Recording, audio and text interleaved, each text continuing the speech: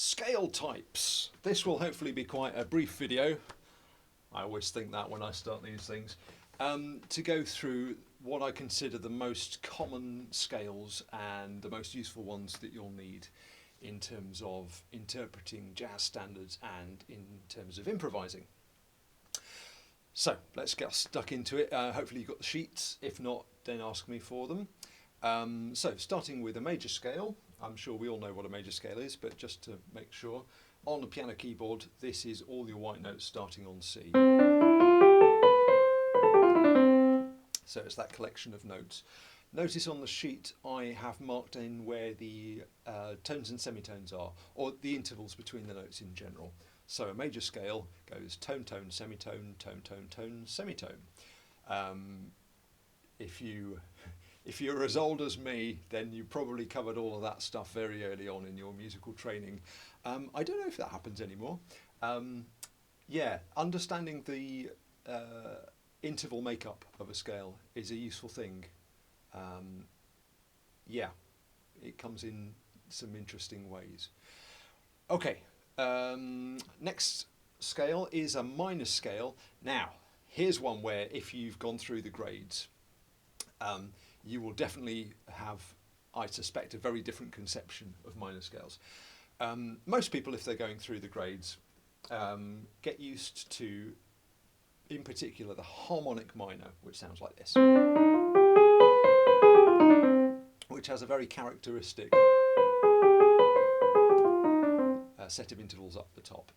That is a useful scale to know, but actually in jazz in general, and what I've found in my practice, it's nowhere near as useful as the rising form of the melodic minor. So if you're not familiar with this, the melodic minor has has a minor third, obviously. That's what makes it minor. And on the way up, you sharpen the 6th and 7th degrees, so they're the same as the 6th and 7th notes of the major scale.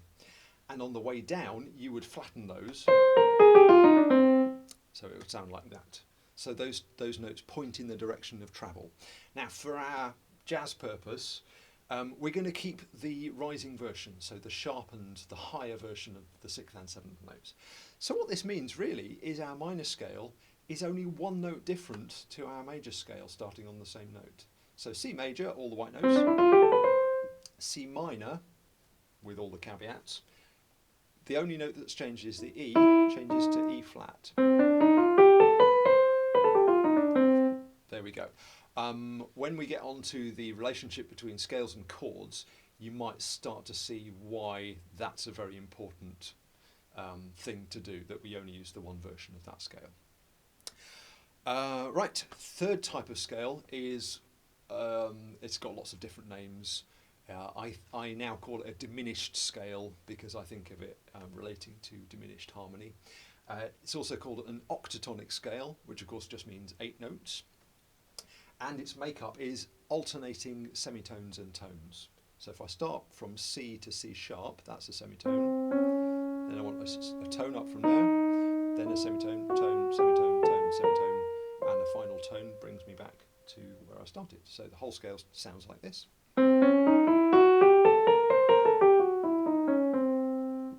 Which might be quite a new sound.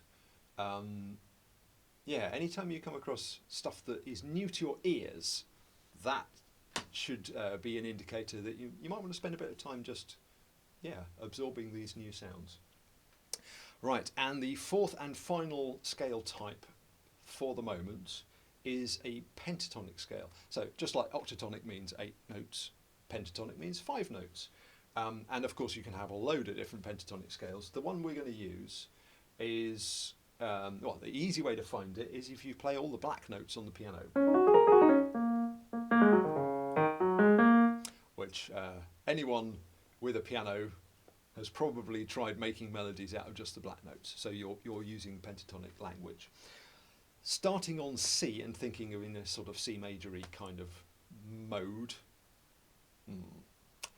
Unwise to use that word there. Anyway, in a C major kind of thing, the notes we're going to use are C, D, E, G and A. And of course you can keep going. Now, might be worth noticing that in relation to the major scale starting on the same note, I've missed out the 4th and 7th degrees. So here's C major, here's C major pentatonic. I should occasionally look at the keyboard when I'm playing. Alright, so I'm missing out those 2 notes, and if you know much about functional harmony, you'll know that those notes are incredibly powerful within that key, and so I'm missing them out. So this leads to some interesting uses for the pentatonic, because it doesn't have some of the kind of cool stuff that we've normally got, but it's got other good things to recommend it. Okay, so let's have a look at my useful things to note. I hope these are useful.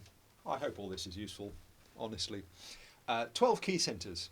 Obviously you can start any of these scales on any of the 12 degrees, and you should.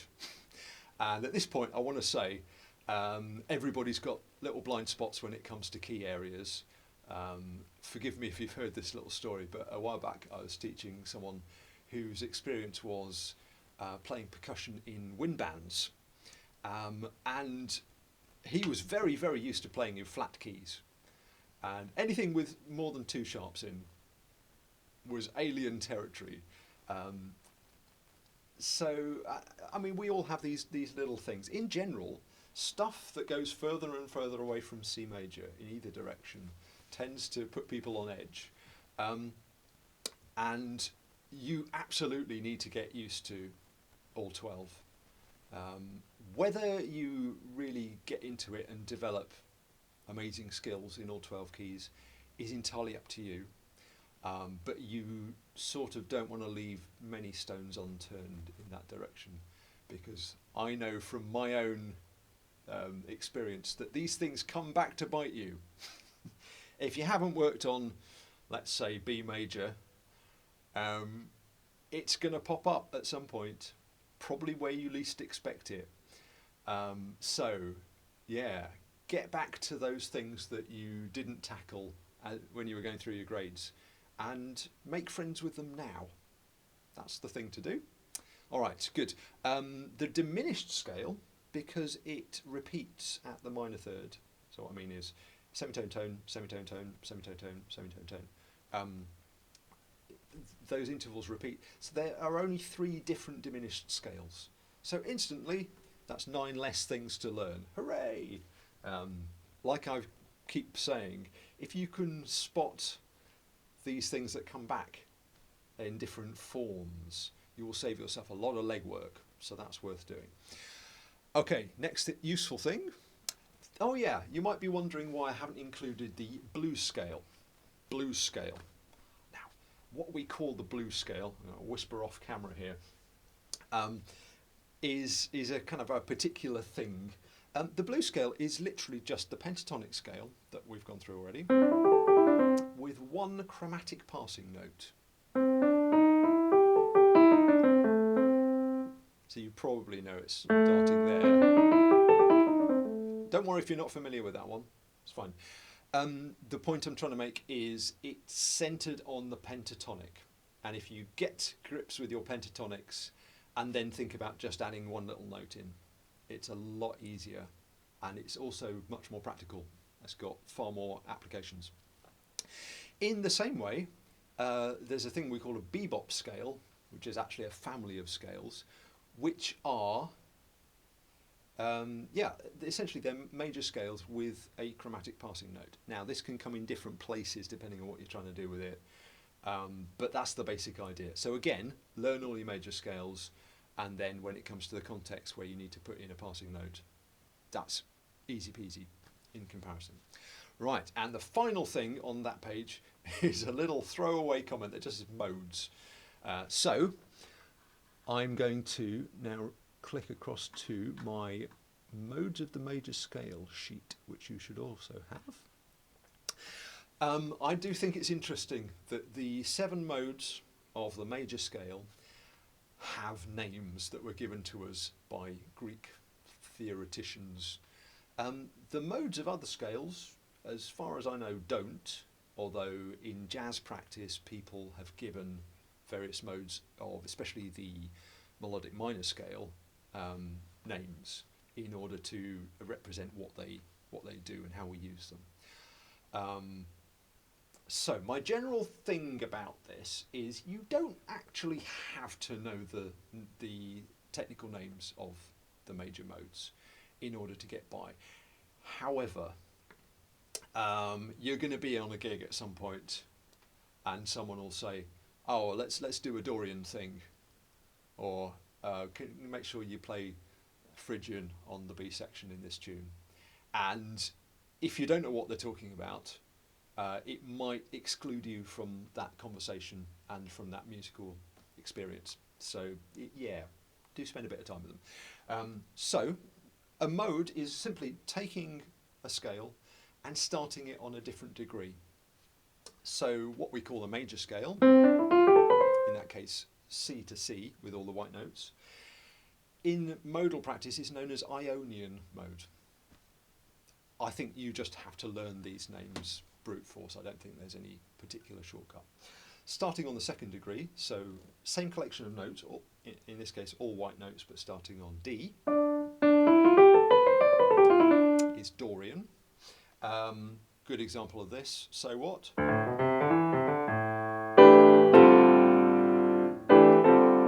Yeah.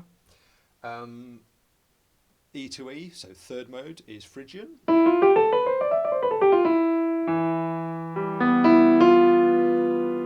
It's got the flattened supertonic, flattened second degree, which is kind of characteristic of that. Okay, Lydian is the fourth mode, and its characteristic note is the raised fourth degree, which is sharper than you might expect, or that we'd have in a standard Ionian mode. What's a good example then? I was thinking of a bad example that I'm going to show you anyway. There we go. Now that doesn't follow forever, but that's a sound that most of you will be aware of.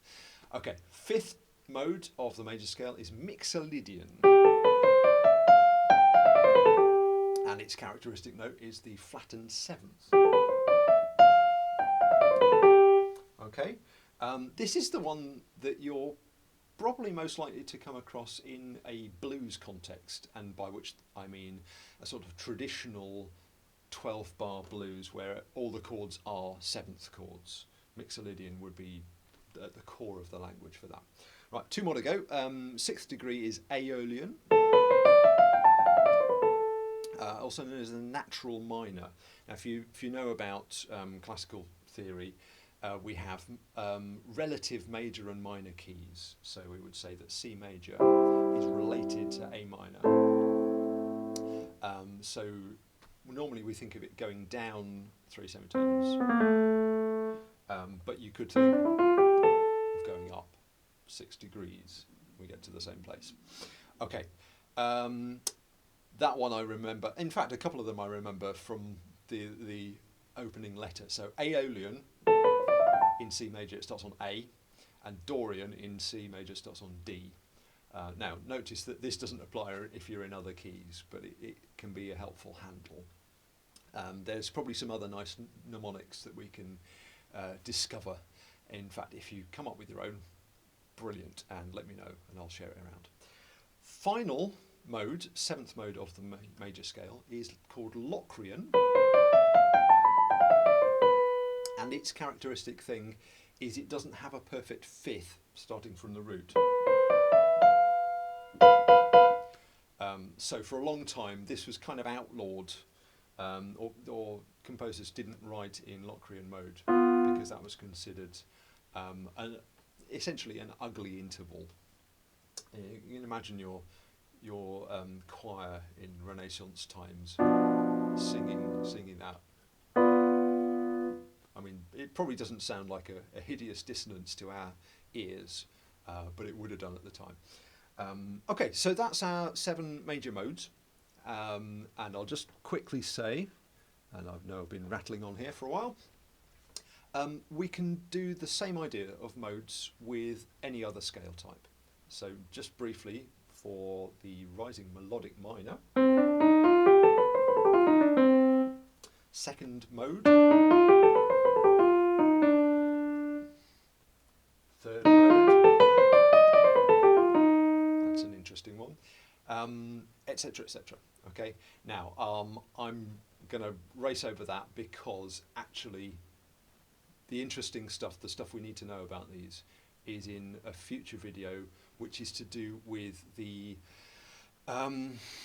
meeting place of scales and chords. In other words, what chords can you get out of a scale? What scales can you put on a particular chord?